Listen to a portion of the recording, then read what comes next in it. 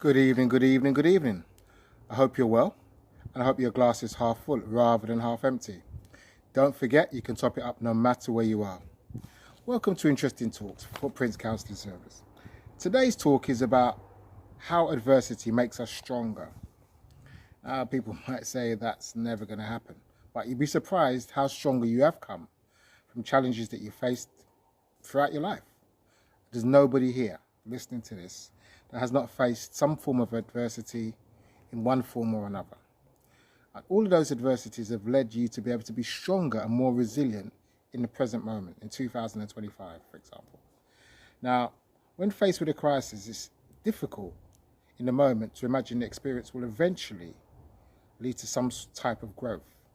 Yeah, I get that. Because in the moment, you're putting your head basically on your head. Woe is me, I can't cope, I can't manage. This situation is seriously overwhelming. That's great. That's a natural response for things that are really, really difficult, really, really challenging. And, different things are challenging to different people. Different things are difficult to different people. What might be easy for John might be seriously challenging for James, for example. Yeah, so just bear that in mind when you're looking at people. And some of us might say, oh, well, how comes she or she's struggling with that? That's a piece of breeze to me. I did that when I was like in my early 30s or my early 20s or in my teenage years. I coped with that situation.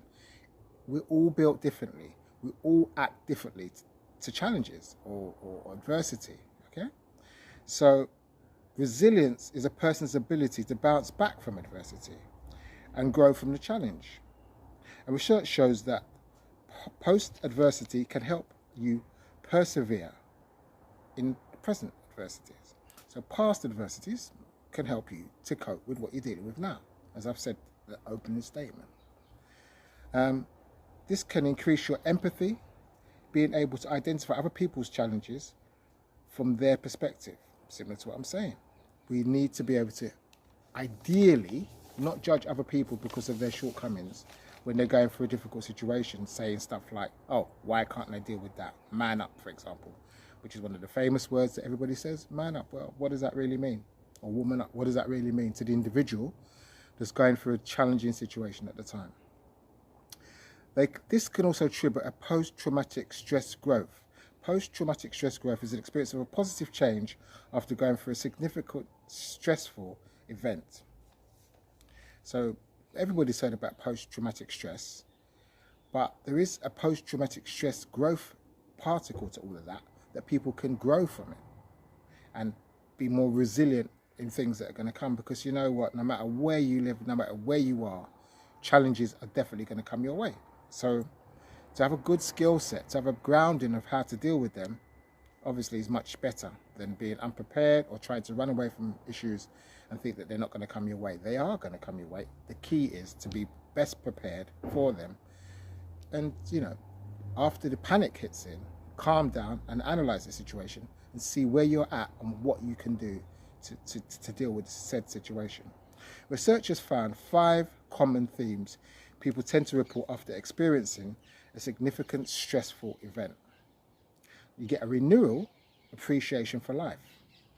That's might overlook many people, but I've worked with a million patients and their viewpoint on life is so different from anybody else that I've ever worked with, because they're dealing with cancer or recovering from cancer, and their viewpoints on life are so more enhanced. Everything they can see and hear, every meal is important, every conversation is important, every glass of water could be their last. So you can't conjure that up, to be fair. You have to be going through something like that to appreciate and be in that kind of mindset that you really appreciate absolutely every single thing that's going on for you. You also have an enhanced personal strength.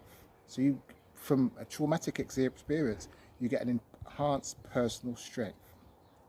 You have stronger and more meaningful relationships because you realize that they could go missing. You might not be here to experience them. If you go through a traumatic situation and when you're coming out the other side, relationships can be seriously important to you because you might not have them again. Others, and most people, no matter what doctrine you follow, you're likely to get more spiritual growth out of yourself and recognizing new pathways for your life going ahead, that you might not have seen previously, but because you've been through a very traumatic experience, it can enhance that to come into your view, that you see different ways to live your life. This doesn't mean people are unscathed from the experience. Many, if not most, strongly wish the event hadn't happened. And many people are still in pain from the event. We can see stress as a burden or a challenge. This affects how we process it. In some people, they view stress as a threat, while others are able to view it as a challenge. With a challenge response, you get additional energy. Your heart rate raises, and you obviously get the adrenaline rush, and your heart rate goes up. But this differs in important ways from the flight-fight response in these ways. One, you are more focused instead of fearful. You're more focused instead of fearful. If you're looking at it as a challenge rather than a burden, you're more focused instead of fearful. You release different ratio of stress hormones, a different ratio. So you don't necessarily they don't all just come pouring out and you're just maybe paralyzed, but you can be. You are more easily able to access your mental and physical resources, which result in possibly you being able to get yourself out of a sticky situation. It might be physical. This results in enhanced concentration and peak performance and more confidence. In fact, people who are able to think about stress more like challenges are less likely to report depression or anxiety and have higher levels of energy and performance and life satisfaction.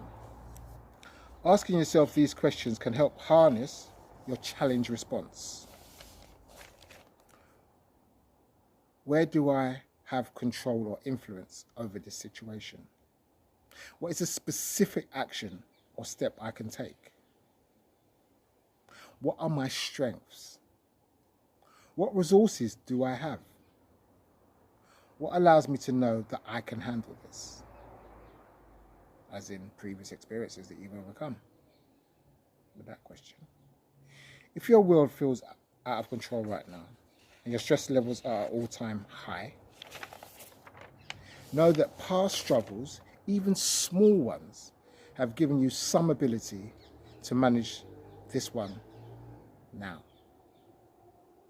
If it doesn't feel that way in the moment, resilience doesn't always look pretty. Some days it's just a case of muddling through the best way you can. I hope you found this talk useful, informative. Do tell me how you cope with difficult situations, stress, how you, if you can feel comfortable sharing some experiences that you've had in your life that have allowed you to fight back, come back, more resilient, more confident, more centered, and knowing that, more problems are going to come, but you've got the skill set, the resilience to overcome them. It's a 2 weeks' time. Do take care of yourself. Try to stay positive and reflect on this talk and possibly play it back, and do share it with people, and most definitely leave comments. Bye for now.